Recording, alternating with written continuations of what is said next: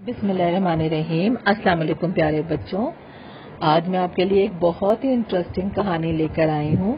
امید ہے کہ آپ کو یہ کہانی بہت زیادہ پسند آئے گی اور آپ مجھے اپنے پیارے پیارے کامنٹ سے یہ بتائیں گے۔ یہ کہانی ہے ایک مینا کی۔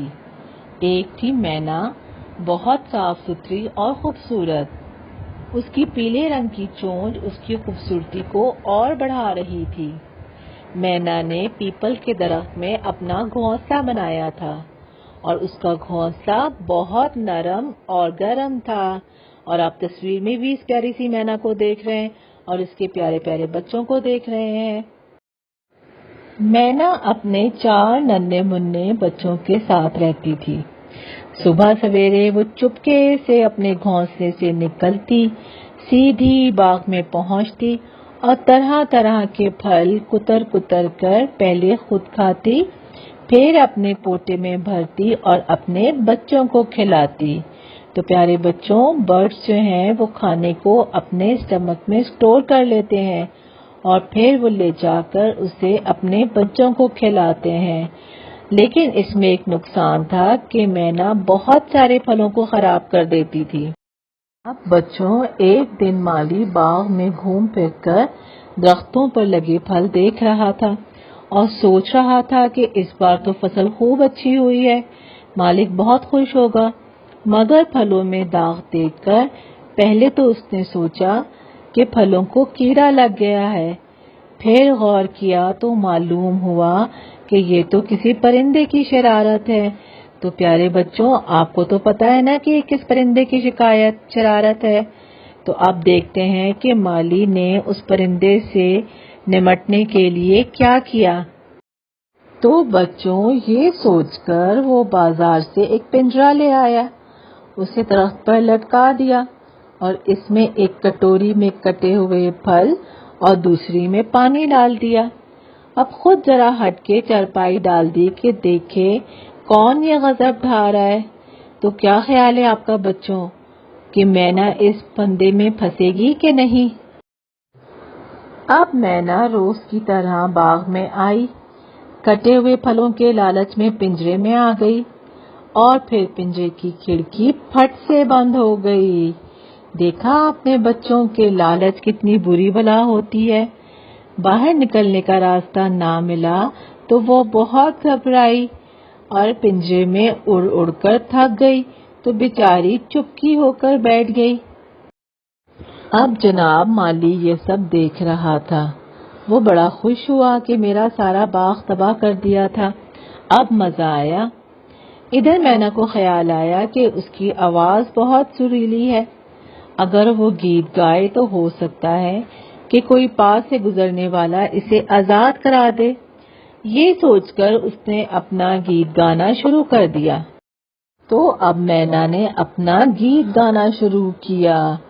اے بھائی جانے والے رنگ چوں چوں چوں، میرے بچے بھوکے مر جائیں رنگ چوں چوں چوں، آندھی آئے اڑ جائیں رنگ چوں چوں چوں، مینا روتی جائے رنگ چوں چوں چوں۔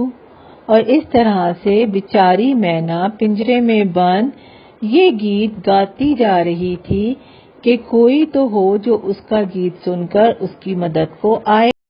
ایک ہاتھی والا وہاں سے گزرا، اس نے مینا کی آواز سنی اور وہ سمجھ گیا کہ کوئی پرندہ مصیبت میں ہے۔ وہ باغ میں آیا تو مینا کو پنجرے میں بند پایا۔ اس نے مالی سے کہا، میرا ہاتھی لے لو اور اسے آزاد کر دو۔ مالی کہنے لگا، تمہارا ہاتھی لے لوں تو اسے کھلاؤں گا کیا؟ یہ باغ، چلو بھاگو یہاں سے۔ ہاتھی والا خاموش ہو کر چلا گیا۔ اب بیچاری مینا نے پھر سے اپنا گیت گانا شروع کر دیا۔ اس وقت ایک اونٹ والا وہاں سے گزر رہا تھا، اس نے مینا کی درد بھری آواز سنی تو اس پر بہت ترس آیا، سوچا ضرور یہ مصیبت میں ہے، اس کے بچے ہوں گے جو اس کی راہ تکتے ہوں گے۔ اس نے مالی کو تلاش کر کے کہا کہ وہ مینا کو آزاد کر دے اور چاہے تو اس کا اونٹ لے لے۔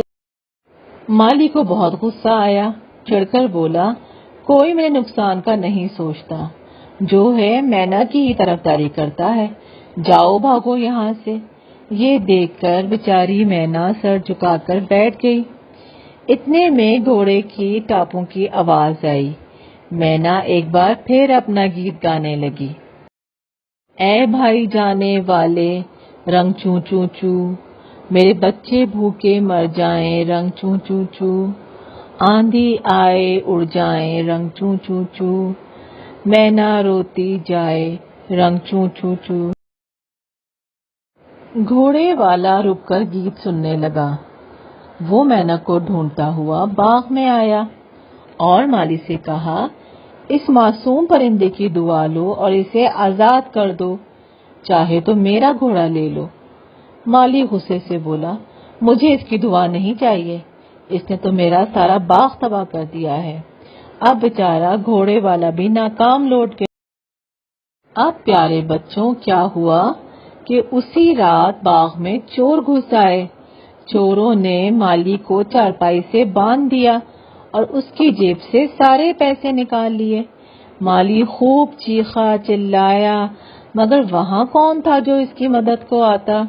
اب اسے اپنی بے بسی کا احساس ہوا اور ساتھ ہی ساتھ اسے مینا کی بے بسی کا بھی خیال آیا۔ ہوئی تو مینا نے پھر اپنا گیت شروع کر دیا۔ مینا کا دکھ بھرا گیت سن کر ایک شخص باغ میں آیا۔ اس نے مینا کو پنجرے میں بند اور مالی کو رسیوں سے جکڑا پایا۔ اس نے مالی کی رسیوں کو کھول دیا۔ اب جناب آزاد ہوتے ہی مالی نے درخت پر لٹکے پنجرے کا دروازہ کھول دیا اور مینا کو آزاد کر دیا۔ تو آیا نا مزہ بچوں اتنی مزیدار کہانی کا۔ اب آپ نے مجھے پیارے پیارے کامنٹ سے بتانا ہے کہ آپ کو یہ کہانی کیسی لگی۔